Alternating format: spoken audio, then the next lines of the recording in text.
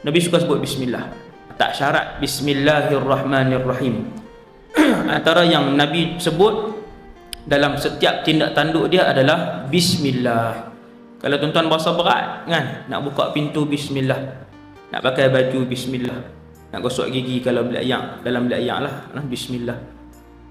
Setiap tindakan dipenuhi dengan ribuan bismillah. Kalau berasa berat, sebut bismillah pun dah cukup, dan itu juga sabit dengan hadis yang sahih. Nabi suka sebut dengan nama Allah, kemudian baru Nabi mula.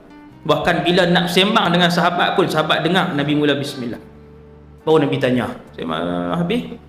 Kemudian mulut Nabi antaranya, Nabi suka memuji Allah.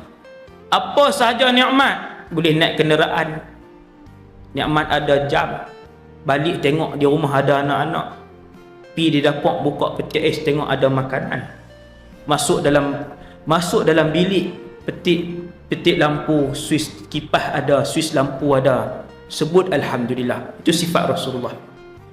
Banyak menyebut dan menghargai nikmat Allah, walaupun nikmat itu yang paling kecil hak Nabi dapat. Kita sebutkah pakai selipar, nikmat selipar, nikmat rumah ada lampu, nikmat di rumah ada ayam, nikmat di rumah ada periuk yang banyak, ada pinggan mangkuk di rumah, ada peti ais.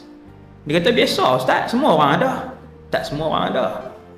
Tak semua orang ada benda tu, tuan-tuan.